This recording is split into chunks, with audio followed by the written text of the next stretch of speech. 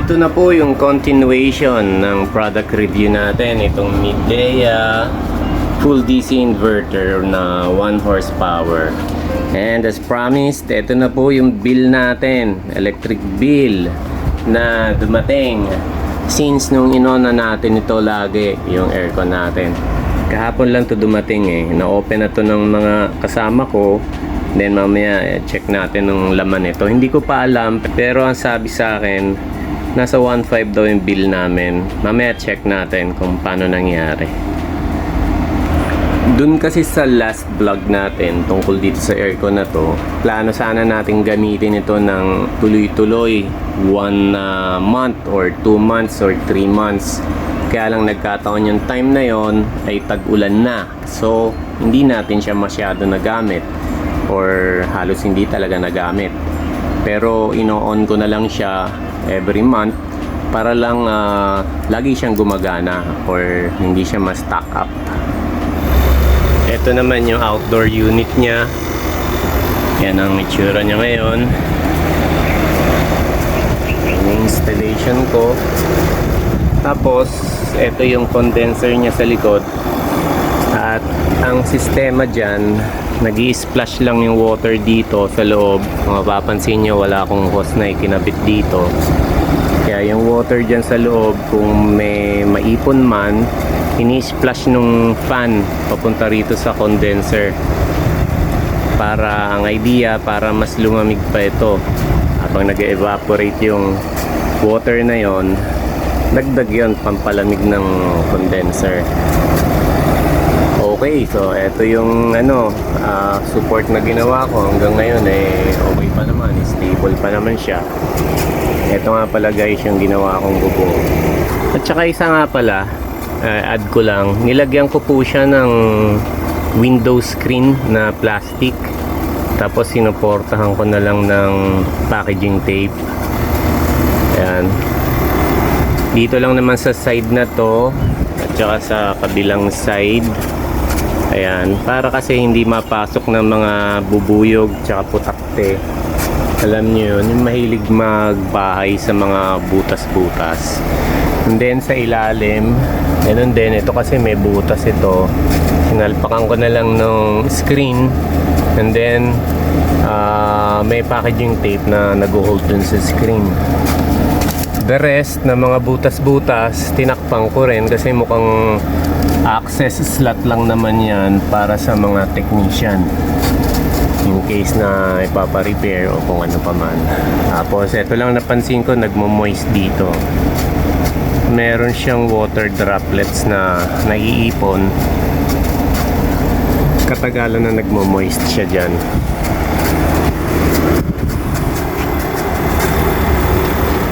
Discuss ko lang, ito nga palang aircon na to, ini-start namin gamitin nung April 10 kasi that time ramdam na namin ng sobrang init, maalinsangan na rin sa lugar namin. So ini-start namin siyang i-open ng April 10, 5 PM. So yun yung start ng paggamit namin sa kanya ng tuloy-tuloy na. Ibig sabihin ng tuloy-tuloy, every night naka-aircon na kami. So nag-i-start kami mag-on yan usually 5 o'clock ng hapon. Minsan napapaaga, siguro mga 3 o'clock ng hapon, yan, nag-open na kami. Kapag matutulog kami sa hapon at masyadong mainit, so ino-on namin siya. Tapos dire-diretso na yon hanggang kinabukasan. Kinabukasan naman, ino-off siya ng 6:30 ng umaga. Bihira siya mai-off ng madaling araw. Siguro one time lang, 5:30 ng umaga na i-off siya. Pero usually 6:30 na. Parang ganyan na, sikat na yung araw. Kaya ganyan na sikat ng araw bago bumangon yung mga tao. So doon pa lang na i-off yung aircon. So ganun ang usage namin sa kanya. So para may idea kayo kung gaano namin kahaba ginagamit yung aircon. And then yung setting ng aircon, Usually naka 24 lang kami sa cool mode. 24 yung temp niya. At saka low fan lang, laging low fan. Yung the rest, hindi na namin ginagalaw kung ano-ano man. Kasi yan, pwede mo yung i-off. Ganyan ang setting niya, i-off mo. And then, sa gabi, pag in-on mo, yan pa rin yung setting niya. So, wala na kaming ibang ginagalaw. Wala naman mga timer. So far, ito palang, ano niya, sa filter niya, hindi pa umiilaw ito eh. So, hindi pa namin nililinis. Pero tingin ko dapat linisin na eh. Kasi kung sisilipin natin to, April 10 ha. April 10 kami nag-start maggamit. At kung sisilipin natin siya, dirty na. Diba? As in, madumi na talaga. So, dapat linisin na. Siguro ito, after nitong vlog ko, lilinisin ko to para siguro na mag-ooperate siya ng maayos mamayang gabi ulit. Ito, naka-on siya ngayon. Ang oras ay alas 9 ng umaga. Pero kanina, in-off namin to ng 6:30. Tapos, in-on ko lang ngayon para lang dito sa vlog na to. Ayan. And then guys, idagdag ko lang na, di ba sabi ko nga 24 ang temperature na setting namin dito. Tapos naka low fan. Tapos, pag ino-on namin to sa hapon ng 3 o'clock ng hapon, pag matutulog sa hapon, kasi nga sobrang maalinsangan na, sineset namin sa 24 din. And then pag nagising na, usually bago gumabi, magigising na tayo mga siguro 4:30 ng hapon, gigising na, saglit lang naman ang tulog sa hapon. Sineset ko na siya ng 25 para wala nang patayan, dire-diretso hanggang gabi na yon, hanggang matulog na sa gabi. Tapos pagdating naman sa gabi, mga 8 o'clock ng gabi, binabalik ko siya sa 24 katulad niyan hanggang umaga na yon, hanggang 6:30 na ng umaga yon. Yan, ganun ang gamit namin. Ito, hindi ko na ginagalaw yung mga louver niya. Tapos so far tahimik siya. Yan, ganyan lang ang tunog niya. Pakinggan nyo. Bali, ang camera ngayon sa dito sa aircon, ganyan lang ang layo niya, naabot ko siya. So mga half meter ang layo niya sa aircon, itong camera. Pakinggan nyo.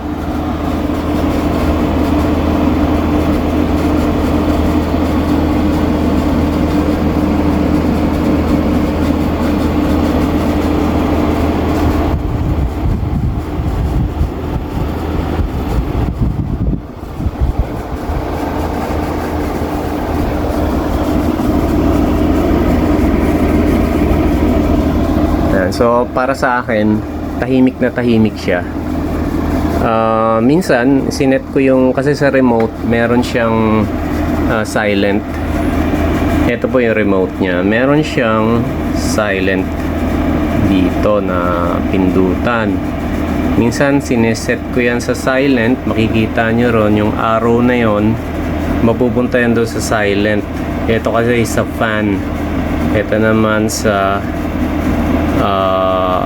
yung setting nyo kung sa cool o sa dry o sa auto. So ito, pag pinindot nyo yung silent, mapupunta yan sa, yung arrow nyo mapupunta sa silent. Bukan natin. Oops, nawala. Isa pa. Lumakas ulit. Isa pa.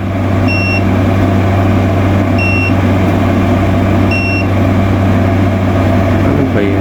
Malabas na. Set timer.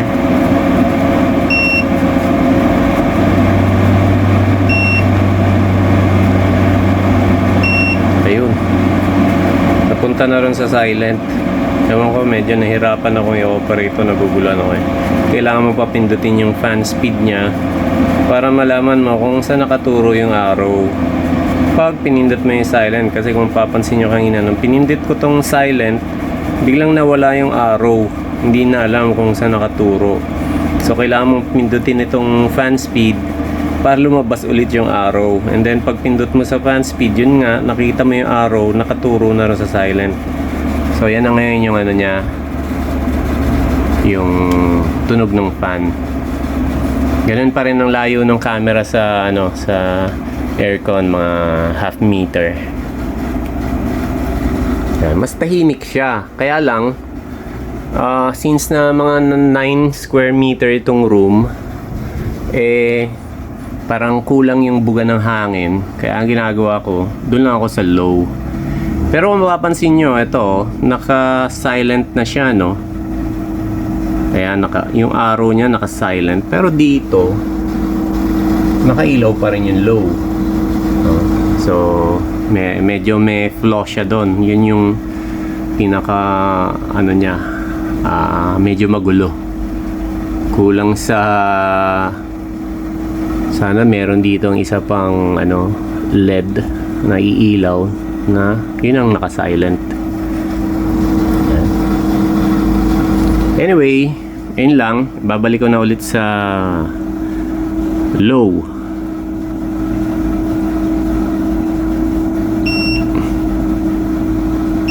Ay, mali. Temperature pala pinipindot ko. Ito to. Yan, low. Okay, tingnan naman natin yung ano, bill, kung ano nangyari.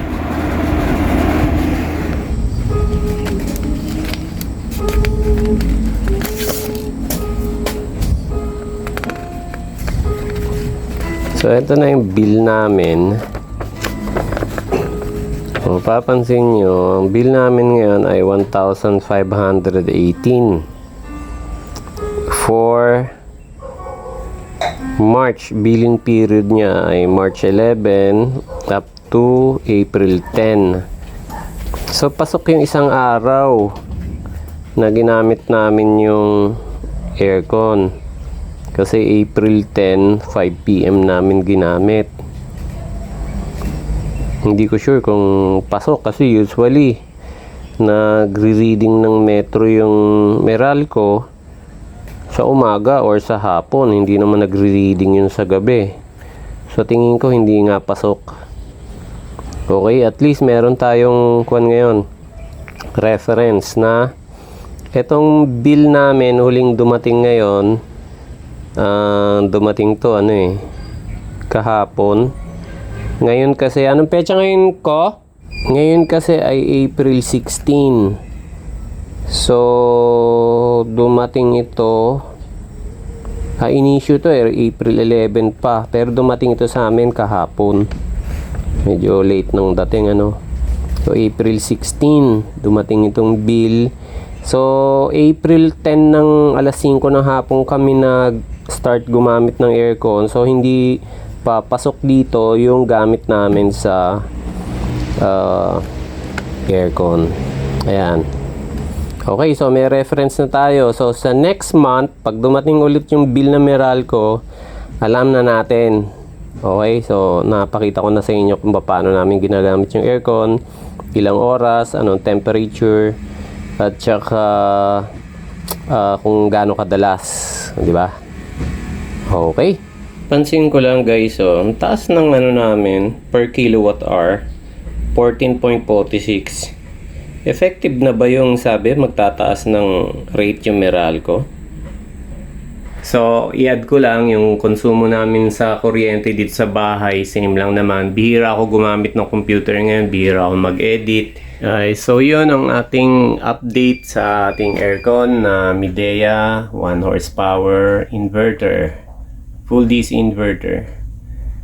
Then sa mga hindi pa nakasubscribe, pa-subscribe na lang po. At saka pakiabangan yung ating sunod na video nito. Yung pinaka full consumption niya sa whole 1 month na paggamit namin para malaman natin kung sulit ba siya, matipid masyado or tama lang. Kasi ang presyo po nito mura. Nasa 16 plus lang po compared dun sa ibang brand na tulad ng mga Panasonic, Mga well-known brand din na tulad ng mga Daikin, at saka ano pa ba iba, yung Copel, yan mahuhusay yung mga yan. Panasonic, malulupit yan. Tapos meron din mga Samsung. Yan. Ito kasi mura talaga. Kung nasa 16 plus ito, yung kasi mga Daikin, Panasonic, yung mga malulupit, mga Copel, ano yan nasa mga 23, 21. Last time nag-check ako ng Panasonic, nasa 21,000. Pero parang hindi ko sure kung full DC inverter. Kasi pag full DC inverter, 5 yung DC inverter na gamit niya. Iba-ibang parts kasi yan dun sa motor, tapos dun sa board niya, tapos sa mga fan niya, tapos ewan ko pa kung ano yung iba basta ganun ang pag ano ng inverter, kung full DC inverter or 3 inverter lang, may mga ganun kasi. Minsan kasi pag 3 inverter lang, hindi nila masabing full DC inverter kasi ang inverter doon ay yung motor lang, yung board lang, tsaka yung fan lang. Tapos meron pa kasing iba yan siguro yung mga ibang mga kwan dyan, ibang mga parts niya na gumagamit din ng kuryente. Yun yung chine-check kung inverter din ba o hindi. So yun guys, paabang na lang sa susunod nating video. Yung pinaka final video nito, magiging part 3 na po yun. Yun yung pinaka re-reveal natin yung buong bill natin for the whole 1 month. Sasaktuhin ko yun pagdating ng bill ng Meralco. Doon ko mismo gagawa ng vlog. Okay? Bye-bye for now.